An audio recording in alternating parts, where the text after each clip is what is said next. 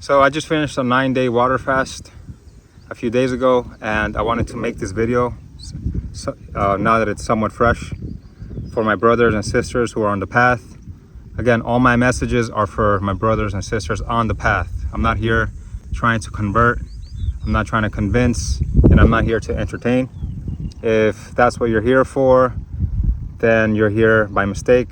You can change the channel now. I also do real estate stuff for the people that follow me regarding real estate investments in El Salvador. But this is also a lifestyle message. After all, this is what it's all about. It's about how we live, how we feel, and the choices we make every single day. So the 9-day water fast was my second one that I've done. I started doing them in July. I fasted before, but they weren't long fasts. They were about 3 days, 4 days.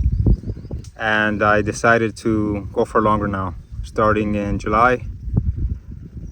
What motivated me to start my fast actually was my son Yeshua. I noticed one day that I was not as healthy as I'd like to be. And I looked at him and I looked at myself. I started doing some research, and I had found out that most of your visceral fat or your lower belly fat is, sure, it's fat, it's physical, but it's mostly mental, it's energetic. That's where energy stays. That's where energy gets stuck. Especially when you have a traumatic childhood, you have a past that you can't really help get over, or you just keep thinking about some type of traumatic experience, you're gonna find that the energy gets stuck in the lower abdomen, and it becomes visceral. So it surrounds the organs. It's not just on the outside, it's also on the inside. So it's not like you can do liposuction and get rid of it. You have to do a fast. You have to reset your system. You have to clean your body from the inside out. So this was my later motivation, my son Yeshua. I wanted to make sure that I can live as long as possible with him, go to the park with him when I'm in my 50s, 60s, and just kick a ball around, whatnot. So I started this journey in July. July 1st was my first 9-day fast, and August 1st was my second one. I actually hosted my first class, decoding the Matrix and Babylon, on like day 8 or 9. I was fasting. And what I find from fasting, especially a second time around, is that it's only as bad the first time you ever do it. And a lot of interesting things happen while you're fasting. There's so many of them. I mean, I have a scar on my shoulder right here. Probably see that. It's just an analogy. If you get cut on the outside on your skin, which is the largest organ, if you leave it alone, essentially you're gonna heal on your own. You don't need to go anywhere. You don't need a doctor, and you don't really need to put anything on it. Just make sure it's clean and it heals. So the same thing happens with our inside, which are also organs. We have organs on the inside and the outside of the human body. So what happens with the inside is you heal every night. Actually, every night that you go to sleep, you start to heal, and you break that healing process with breakfast. That's why it's called breakfast, because you're breaking a fast. And the Matrix have lied to you your whole life. They told you that breakfast is the most important part of the meal of the day. It's the most important meal. You need to eat bacon and eggs and milk and cheese and all these foods that slow your body down. But it's all by design. And actually, it wasn't. I don't really think it was that deviant. It was just marketing. It was just marketing. Dairy companies decided to do marketing back in the 40s and 50s, way back before people understood the power behind marketing, and it ended up becoming part of school systems, and the entire population became brainwashed to believe that in this food triangle and carbs and bread and all these things we need to consume during breakfast, and it's all a lie.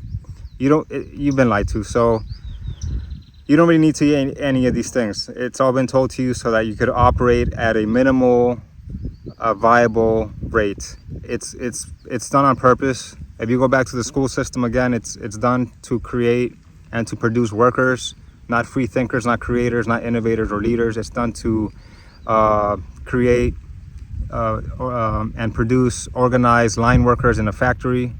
And now, those factories have become a lot bigger, and we have service-based jobs and gigs.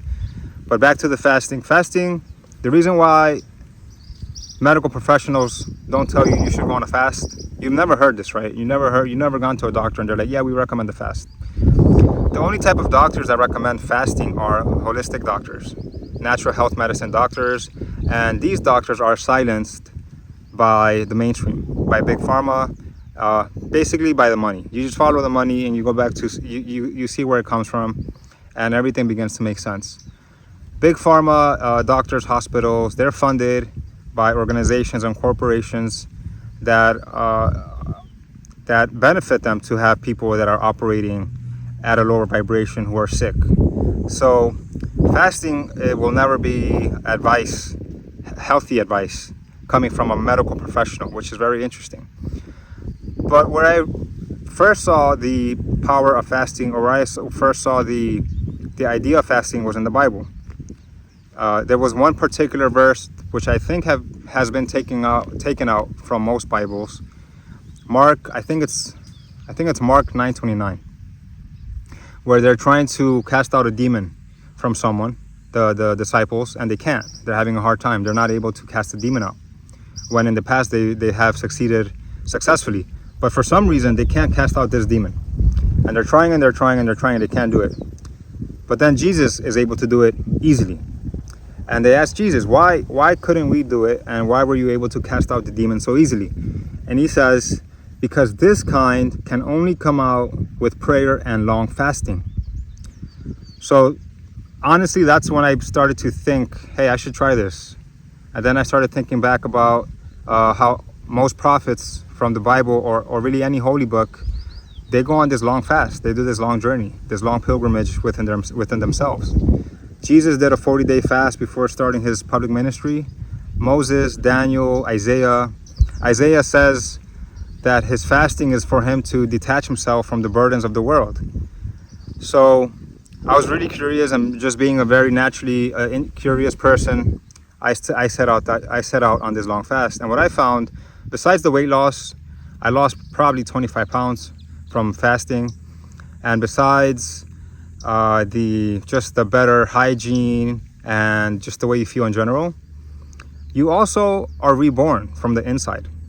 And I think this is where Christians are confused. Christians believe that by going to church, you are a reborn Christian. You are reborn. Well, you're really not. You're just putting on a tie, you're putting on some slacks, and you're driving to a building, which they call a church, which is government funded because they don't pay property tax, but you pay the tax, you pay the tithing. So it's very similar to tax. You go there on a Sunday and you call yourself a reborn Christian because that's what the preacher or pastor is convincing you of. But you're not reborn. You're the same person. Especially if you're unhealthy, especially if you have bad eating habits, bad anything else habits, if you're consuming the wrong information. How can you call yourself a reborn Christian? I mean, this is just like the equivalence of taking words and just throwing them around wherever you want. It's just like saying, oh, okay, I grew up listening to Jay-Z and Kanye West. Those were my first role models. So yeah, I identify as an African American. I mean, this is kind of like where we've gone. This is where we have gone to in America, where we just throw around words and we expect people to believe what we say. But the truth is, you're not reborn until you do a long fast, scientifically and biologically, and also neurologically. Because when you do a fast after 72 hours, your body gets into a state of ketosis, it gets into a state of autophagy, mitophagy. There's so many things happening inside your body where essentially you're just becoming reborn. Your old cells, your toxic zombie cells, are dying off and new ones are being born. Your gut lining in your stomach. Essentially, if you look at anyone who is slightly overweight, and I was actually slightly overweight, I was very surprised, but I was like at 26% body fat. Anyone who is slightly overweight, most of the time, they have a teared gut lining, meaning that the nutrients you're supposed to keep in your gut lining is spilling over into the blood. And this is where a lot of disease comes from. So when you have leaky gut, you're not really consuming all of the nutrients that you should be, which is why a lot of these people are always hungry and they're always low energy, because their body is leaking. I mean, what would happen if your car is leaking something? Or what would happen if really anything is leaking anything? It would not perform at its most functional state. So when your body, your gut lining is leaking fluids, you're going to feel pretty bad. And that's how I felt for a very long time. I just never knew I felt that way because I got used to feeling that way. I got used to feeling bad. And you never know how you feel until you actually feel better. You never know how bad you feel until you actually feel better. So you also get neurological pathways. You get neuroplasticity. You get neurogenesis. Neuroplasticity, you get your old neurological channels in your brain, your pathways are repaired. So now you start to think better. You know, if you had foggy brain, if you were tired, it's because of this. It's because you need a fast. And after you get your neurons repaired, you're more clear. And this is why one of the effects of fasting is clarity, is focus. I mean, there's phases that you go through, right? But one of the effects is clarity, peace of mind, and just mental clarity. So then you get neurogenesis, which is brand new neurological pathways in your brain, new neurons in your brain, completely from scratch, which are essentially just you having brand new ideas, new thoughts. And then your mitochondria is a huge one too. Your mitochondria is basically in every cell, not the red blood cells, but in most of the cells in your body, in every part of your body. Your cells have something within it called the mitochondria, which is basically the factory of your energy. So if your mitochondria is faulty, then you're not going to have a lot of energy. And in the world that we live in, you need energy for everything. You need energy to make breakfast. You need energy to take care of your children. You need energy to go work and to work out and to walk and to drive. So if you're low energy all the time, it could be one of these things, or it might be all of these things at the same time. I mean, your vagus nerve is your pathway between your brain and your stomach and your heart. If that's faulty, which it most likely is if you're overweight, then, I mean, you need to be reborn. And the only way to do that is with a long fast. So what happens after autophagy and cellular repair, gut repair, just magic begins to happen inside of you. And just based on my own experience, I used to have a lot of resentful thoughts about my past, my childhood. And after this second long fast, I have to say that those things are in the past now. I don't even think of them. I don't even think of thinking of them. That's how far they are in the past. Before, I would struggle back and forth, but now it's just like a faint memory. And I'm starting to realize that after every fast, you're just renewing yourself even further and further and further, and you're just becoming a much powerful person at a higher vibration. I mean, this is what biohacking is, and there's many books on this that I haven't really gone into yet. I mean, I haven't really entered this field of study yet, but I'm definitely very interested in learning more about this information. So if you guys have any pretty good resources, books, you feel free to share. I'm happy to look into these and share more of my experience moving forward, because I've decided to do a fast once a month. I'm never going to say when, because the Bible does say that when you do a fast, it's between you and God. It's a private thing. You're not supposed to go out there and announce it. But I think that my experience could be somewhat of an inspiring story for some people who are on the fence, some people who might be scared because of what the media has told them about fasting. You can die, blah, blah, blah, all these, fear-mongering narratives. But the truth is, you actually do feel like you're going to die at some point when you start off. But those are like your inner parasites and your inner demons that are screaming for survival. They don't want to die. And if you neglect them from their nutrients, which could be really anything, could be fast food, processed foods, salt, sugars, sex, porno, cigarettes, alcohol. It could be any of these things that are keeping those specific parasites alive. When you cut them off from this, they're going to die. And the crazy thing is that a lot of people out there who want to fast, they can't even fast. They can't even fast for a day. Even if they tried, they don't really have it in them. They don't have the courage in them for some reason. I mean, everyone has it in them, but there are a lot of people who have tried and they can't even go past a day or 2 days. And they they just become super angry or upset, or they feel like they're gonna faint or pass out. But these are just mental blockages.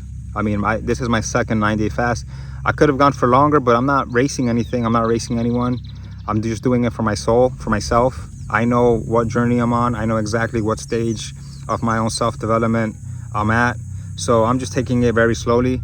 I wanted to also have my wife's yogurt with fruit because it's really nice. And I felt like, okay, I finished my class. I'm just gonna treat myself, you know, to a nice bowl of fruit. But the reason why Jesus was able to cast out these demons was because he had done a 40-day fast prior to his ministry. And when Jesus is breaking bread, we don't really hear of him eating, do we? So he's probably still fasting. So when you're fasting for that long, and your body is this renewed, and your cells and everything, and all your organs and your mind is super high functioning, super high frequency, you're just at the highest vibration, and everything is vibration. The highest vibration is love. And if you're vibrating at love, at enlightenment and joy and oneness, then you vibrate so high that you just destroy everything that's low vibration. Low vibration darkness is really it becomes extremely irritable with light. You can see that in your own lives, in your own world. You can see where someone who is high vibration makes those that are lower frequency extremely uncomfortable. It makes them want to leave the space. So it's the same thing. Jesus just did it at a much more higher, masterful level. He was so high vibration that he can just touch someone and they are healed because they were so low vibration. He was so high vibration. But you know, that's it. I just wanted to share my own experience with fasting. Fasting is extremely powerful if you combine it with prayer. You know, and that's also your intention. I wasn't fasting for weight loss or just to look better. I was fasting actually to get rid of some past thoughts, past traumas, to rewire my brain, to fix my leaky gut, which I knew it was leaky because I knew my body felt it wasn't receiving all of the nutrients from the food I was eating. My energy was somewhat low. Sometimes I could feel tired, somewhat like taking a nap. Oh, and this was especially the case when I was living in New York City. Every day in New York City, I felt tired around 2 or 3 o'clock. I'd have to go get a cortado, an espresso, a shot of something, a cigar. And that's the point, you know, in the city, in the matrix, you're in Babylon. You're connected, you're plugged into the system, and they make sure they feed you and keep you going. They make sure they keep you going in their factories. They'll give you anything you want, all the processed food, the sugar, the cocaine, the drugs, the alcohol, the porno, the sex, the prostitute. They give you everything you need to keep the person who is in a zombie state functioning. They just keep you going. But as soon as you want to unplug yourself and just detach yourself from this world, you have to fix yourself first. Fix yourself, fix your mind, fix your soul, fix your cellular level.